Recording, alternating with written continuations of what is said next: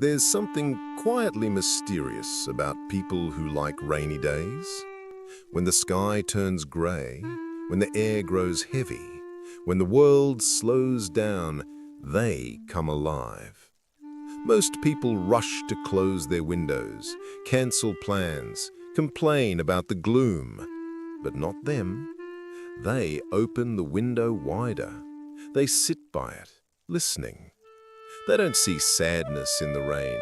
They see calm. They don't see dullness. They see depth. They are the ones who find beauty in melancholy, stillness in chaos, poetry in silence. If you pay attention, you'll notice something. These are the people who are most connected to their inner world. They don't fear stillness, they crave it.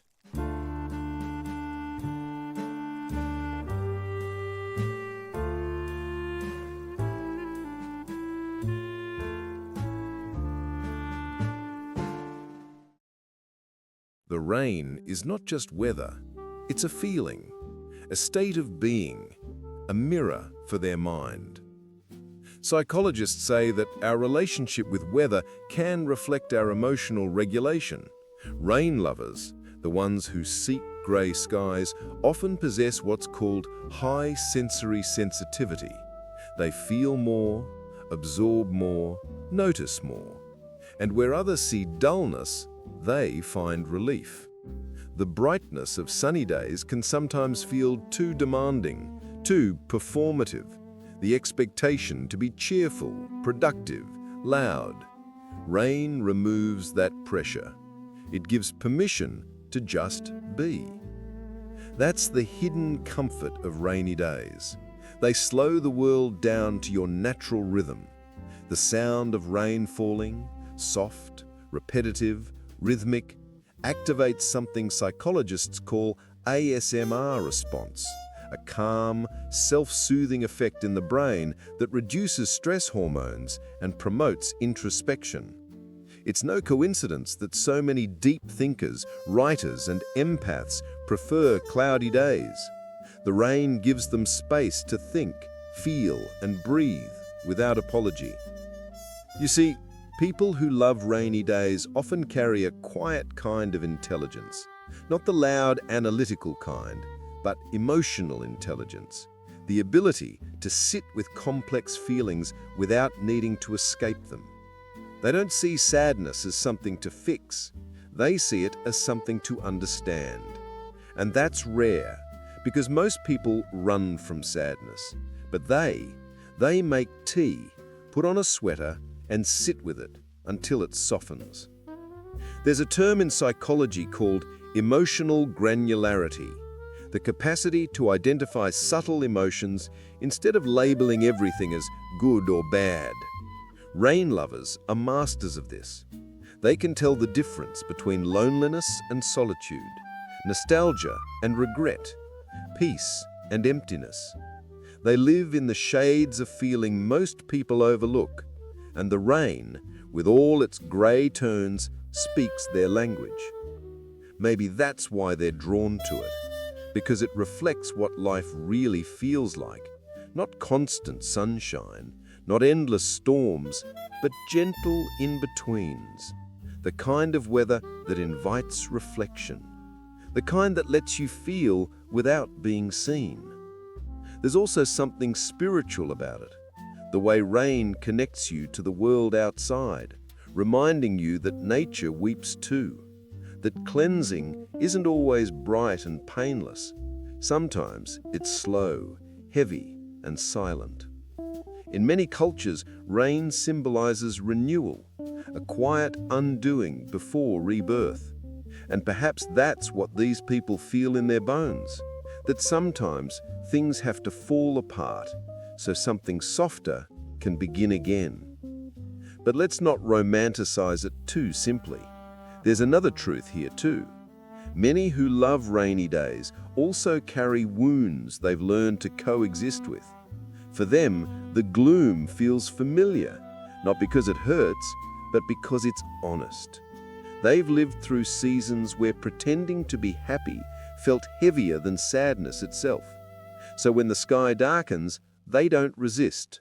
They exhale. Because for once, the world matches how they feel inside. That alignment brings comfort, a sense that it's okay to not always shine, that beauty can exist in shadows too. Rainy days make their sensitivity feel like strength, not weakness. It's why artists, musicians, and thinkers often describe rain as their muse, because melancholy, in its purest form, isn't depression, it's depth, it's awareness. It's the mind's quiet rebellion against superficial joy. Philosophers like Carl Jung and Alan Watts believed that humans grow not by chasing pleasure, but by learning to hold both light and shadow. To them, peace was not found in avoiding pain, but in understanding it. And the rain, in its slow and gentle way, teaches that lesson better than any teacher could. It doesn't rush. It doesn't demand, it just falls.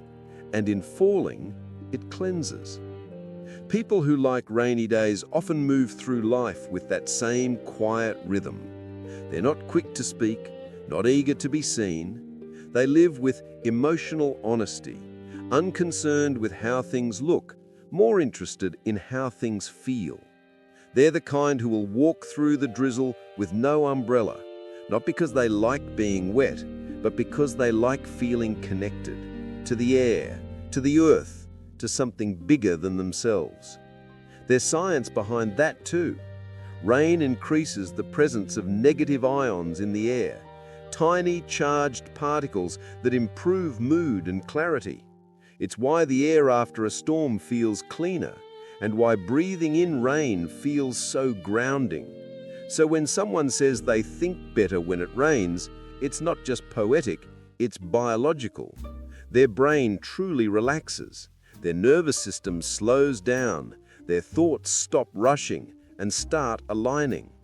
But it's more than chemistry, it's something soulful. Rain lovers have this ability to find meaning in what others overlook, the pattern of droplets on a window, the reflection of streetlights on wet pavement, the hush of a world temporarily paused. They live in details, in sensations, in moments between moments. But that depth can sometimes make them misunderstood. In a world obsessed with sunshine and certainty, people who like rain are often labeled melancholic, moody, or too sensitive. But that's the irony. Their sensitivity is exactly what allows them to see life in full color. Where others see inconvenience, they see atmosphere. Where they hear silence, they hear rhythm. Where they feel trapped inside, they feel protected. There's a subtle rebellion in that. To find joy in what others avoid, to choose introspection in a world of constant noise, it's not sadness, it's sovereignty. It's reclaiming your pace. It's saying, I don't need everything to be bright to feel alive. And maybe that's the secret psychology of it. People who like rainy days don't crave happiness as much as they crave wholeness. They don't chase light, they integrate it with shadow. They understand that life isn't supposed to feel good all the time. It's supposed to feel real. So when the rain begins to fall, they don't rush for cover.